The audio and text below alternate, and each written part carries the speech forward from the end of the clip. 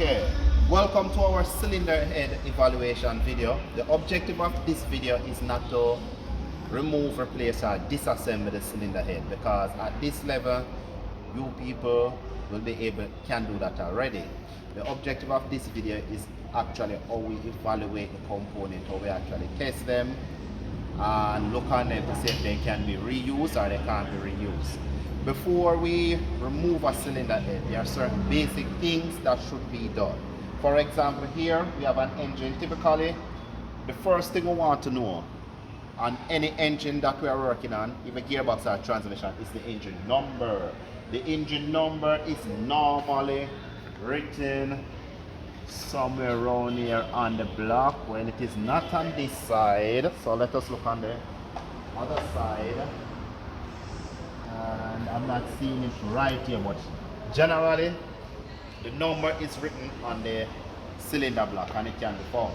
Before we remove a cylinder head, first thing we want to do, we want to remove the engine front cover. Remember people, these things are already loosened.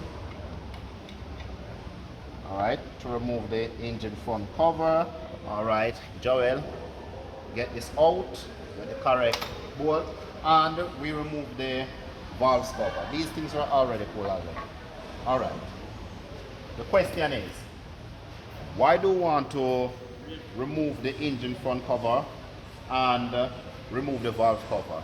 If it is a belt driven engine like this one that we are working on, we want to actually see, Pullman, we want to see the timing mark, the mark. If it's a chain driven engine like this, I think this engine over here is I'm not seeing the number. All right, good. This engine right here, here is the number K20A4.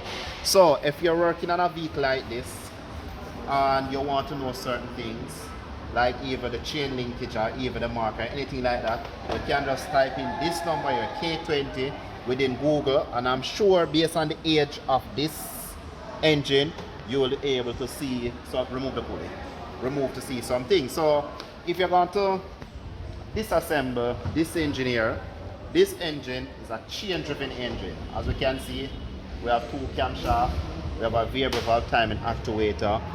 What would have to look is for the linkage, but this is different.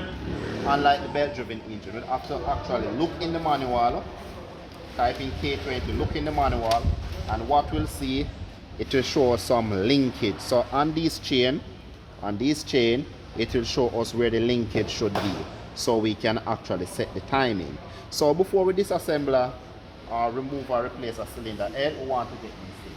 Unlike this belt driven engine right here, let's come back. Thank you, Joel. Unlike this belt driven engine right here, we would like to establish the marks before we actually pull it. Acts as a guide. So if we should look on the engine number, we'd see a mark right here on the camshaft. We'd see this is a diesel engine, so we'll see a mark right here on the pump, and this mark, no, this mark to be exact, this mark will line up with this right here. And if my memory serves me correct, this mark was supposed to be sideways. I can always consult the manual. And this, where we have this key right here, this key is supposed to turn upward to line up with this mark. So before you disassemble the engine, you would want to establish these things and line up the mark as much as possible. And of course, you'd want to look on things like the camshaft, where the camshaft will be. These things will help you significantly when doing your reassembly work. Alright? Pause. Okay, so before we even remove the cylinder head, we'll have to type in the engine number and consult the manual, and we'll have something that we call a pulling sequence. And your typical pulling sequence within a manual would look something like this, where you'd have 1, 2, 3, 4, 5, 6, 7, 8, 9, 10. So that is a procedure used to remove the head bolt. If you should zoom in right here now, This is actually telling you a specific process. It said step 1, torque the head to 40 foot-pound. Step 2, torque the head to 70 foot-pound. Step 3, torque the head to 108 foot-pound. So the cylinder head bolt must be torqued in sequence. So not only we have a pulling sequence and a tightening sequence, but during the tightening process, we have 3 steps that we will tighten this particular head in. You have some cylinder head that we need an angular gauge. So it is similar to the step with the step 1, 40 pound, step 2, 70 foot, step 1, 40 Newton meter, step 2, 70 Newton meter, and step 3 would say something like 90 degree. Torque cylinder head to 90 degree. And then some manufacturer actually tell you to remove, when you finish all those steps, stop those steps and start to do the procedure again. So it's a process of removing the cylinder head bolt. Okay. So here we are with the cylinder head right here. Of course, this is the bolt that has been removed from the cylinder head. Whenever a cylinder head bolt is removed, it needs to be measured because after a while this bolt might be stretched. Some manufacturer may recommend that each time this bolt is used, it needs to be replaced, or some manufacturer may recommend that if the cylinder head pull more than 3 times, the bolt should be replaced. Whatever the situation is, check the info in the manual, measure the length of the bolt. If the bolt is too tall, it cannot be used because the bolt will not provide sufficient clamping force. Even if the bolt is being tightened by the torque wrench, it will not provide a clamping force because what will happen is, because the bolt is too tall, it will be going to the bottom. Because remember, you know, the cylinder block is what we call a blind hole. And remember, a blind hole or a true hole? Yeah. Blind hole mean that when the bolt go down, it's going to stop on something. But true hole mean that it will go through. So the cylinder, these head bolt will enter into a blind hole. So if it is too tall, it will start to buck. So no matter you tighten it, you will get the foot-pound, but the clamping force is not there. So that's why the length of the bolt need to be measured. Alright. So we remove the cylinder head bolt. Then we're going to pull these camshaft. When it comes on to camshaft removal, we need to ensure that we follow the correct sequence of removing the camshaft. And here we have a sequence of removing this camshaft right here. Would have the intake and the exhaust, and would have 1, 2. So this is center 1, 1, 2. And then we'll have 3, 4. Then we'll have 5, 6. And then we'll have 7, 8. And here we have 9, 10. So this is a sequence. The camshaft bearing cap must be loosened, not pulled. Just loosen in. Then now we'll come over to this camshaft right here. So we'll stop at 10. So we're looking at 11, 12, 13, 14. Then we have 15, 16. Then we have 17, 18, and 19, 20. That's it. This is very important. Reason why this is very important, people, remember we're having a class right here. The reason why this is important, because if these camshaft cap, bearing cap are not removed in sequence, the camshaft can bend or the camshaft can become broken. So you have to get the engine number, consult the manual, look for the pulling sequence. When you come to the engine, you follow the same procedure. When you pull it, you're actually loosening the cap. So after these caps have been loosened, we need to ensure that we pay key attention. Notice the arrow is pointed in a particular direction. Notice these arrows, and they are actually numbered. So we have 1, 2, 3, 4, 5, 6. So this was marked for us. If the caps are not marked and there's no arrow pointing, ensure that you mark the caps and number it before they actually remove. Remember, you know, anybody can disassemble an engine, you know, but it's not anybody can reassemble for it to work. So these camshaft caps were, of course, pulled. We know the procedure how to pull them already.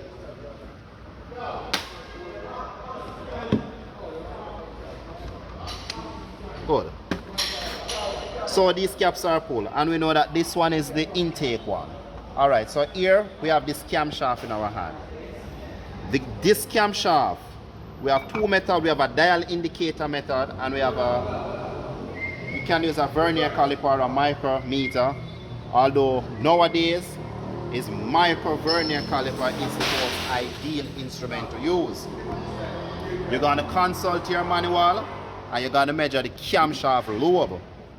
And this is how you measure the camshaft lobe.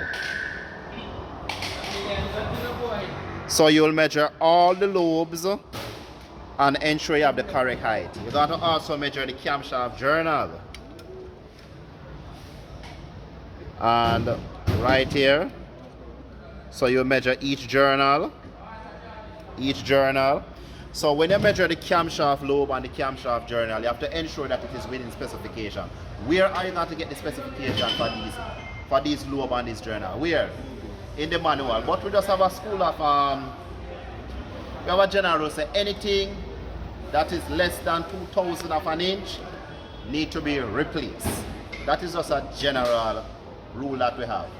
But all right, so of course when it comes down to mechanical, we are looking for things like scoring, things like pitting, things like marring, and all these things. Any physical damage. All right, this shaft number is not so bad, but I see some minute score on this shaft, but it's livable. It's livable. You see a little score right here, but these are livable mark. All right, so that's pretty enough for this camshaft.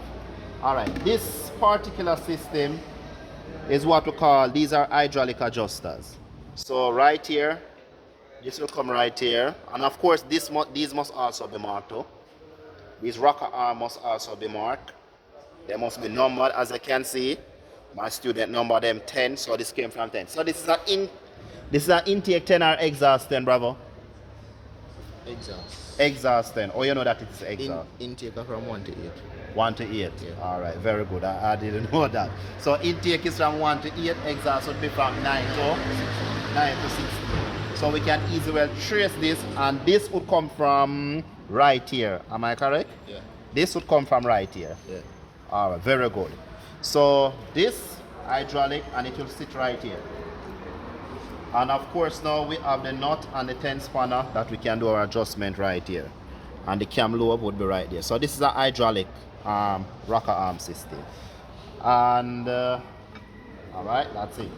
All right, now we're gonna move on now to a head that is slightly different. This cylinder head now carries the rocker arm, and this cylinder head is what we call a double overhead cam. Can carry 2 cam. This is a single overhead cam. If my memory serves me correct, this come out of the what? The Honda or Mitsubishi? Honda. I think it's the Honda. D something another? D15 or 16. Alright, so this cylinder head right here. Here we have the rocker arm, and adjustment can take place right here. Alright? Similar principle, we'll pull it in sequence. We'll not just pull it like that because we don't want anything to get damaged.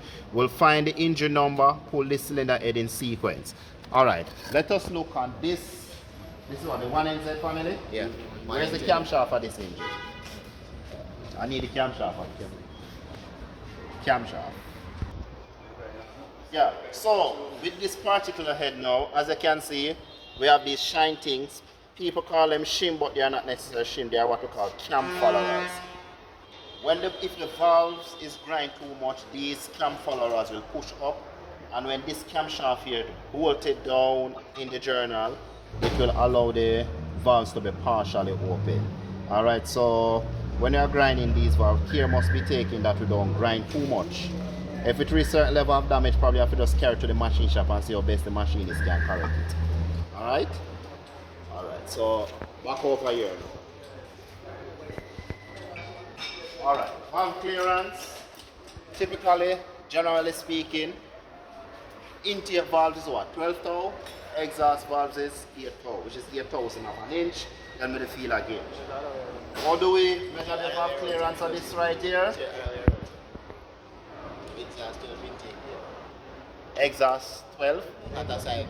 Other side bigger. So the exhaust 12, yes, 12,000 of an inch, and the intake 8. Alright, very good. Can I get the feeler gauge, please?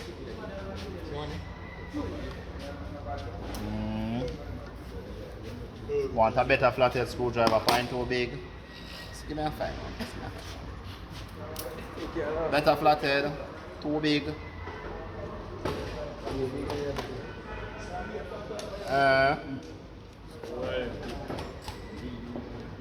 Alright, so typically your valve clearance, you would ensure that 10 spanner loosen, ensure that the valves is closed, ensure the valves is in close position. People pay attention, you know, Glennon, bravo, pay attention. Ensure the valve is closed. Select the correct one. We're gonna back it off. Good. This is what the intake side or the exhaust size. This is the intake size. So this is what size? 12? 8. This is 8. Yeah. All right, 8. So this is 8,000 of an inch. We put on the 8 toe. We tighten the screw.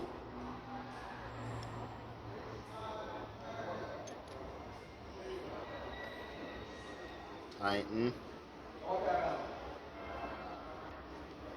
Alright. And then good. So tighten, and then we lock with the spanner. Alright. Very good. So you see it? Blade can go underneath it, tight and gummy and yummy. So this is how you'd ensure all of the valve. Alright, Martin, pass that gasket for me, right? Alright, so here we have a cylinder head. We have to ensure that the cylinder head warpage is good. So this is what the manual will show you how to test the cylinder head. Alright, we have the exhaust manifold side, we have the intake manifold side, and we have the face. Generally speaking, if we have 4 to 5 toe feeler gauge blade, which is this, it will check for warpage. So let us do our warpage check now. So right here, other than the physical stuff we are looking for, like water jacket, where is the straight edge? Oh, here it is. So other than the combustion chamber and the valve seat, we check for pitting, cylinder head for crack, water jacket for corrosion. People, listen. Water jacket for corrosion. You notice all right here, so this particular cylinder head which is corrode. Water jacket for corrosion. We're gonna look on the valve seat for pitting. We're gonna look even the aisle gallery for sludge. Alright, and then of course we're going to check for warpage. So similar, stick in the middle like the Jamaican flag you joke with this. Is it going through? Alright, kiss cross again. Oh, this is going through. Wow, man, in your head is warped. Right in the middle, it goes straight through. Look there. Man, in your head it's a warp up, man. You get it overeat. Look there. Look there. Jesus Christ. So this head have two major problems: corrosion in the water jacket, and this cylinder head is warped. Remember, the head can be warping, so you have to select the correct thickness of the blade. Alright, the manifold side, check the same way. Alright. Kiss cross. Alright, not bad. Kiss cross again.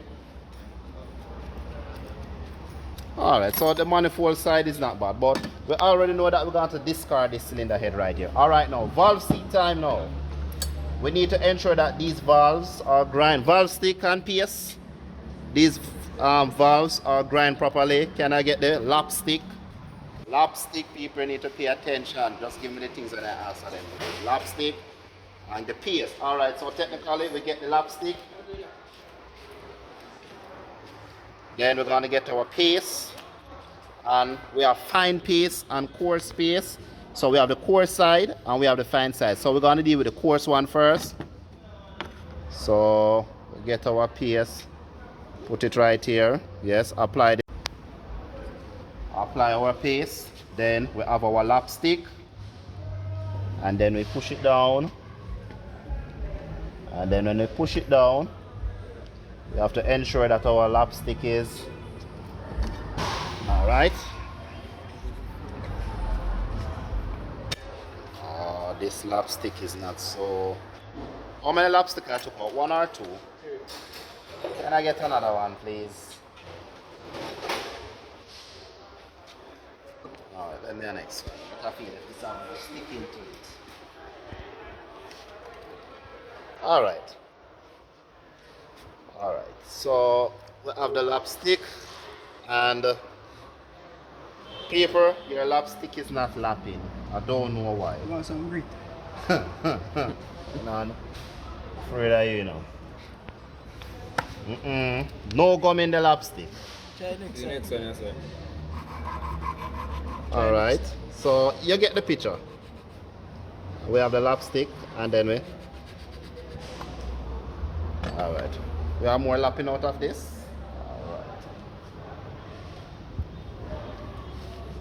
Alright, good.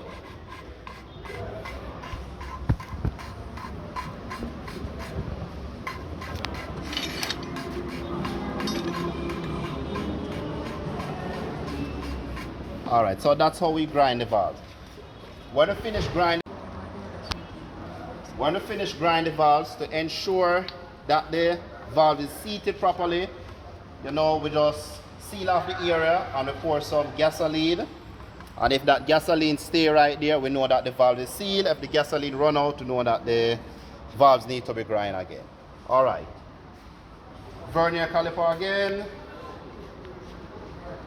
Alright, so we are looking at now valve stem. And they are using vernier micrometer. We use a vernier caliper. Check the manual. And we're going to measure 3 places of the valve stem. Right here. Loosen up this a bit. We're going to measure right here in the middle, and right here at the base. The reason why we need to measure the valve stem is to ensure that if the vehicle is burning blue smoke, Yes, sir. and we change the valve seal, we ensure that it's not the valve stem wheel. Alright? And let us see, is there any else? And it seems like that's it. We have got through most of what we need to go through for this evaluation. All right.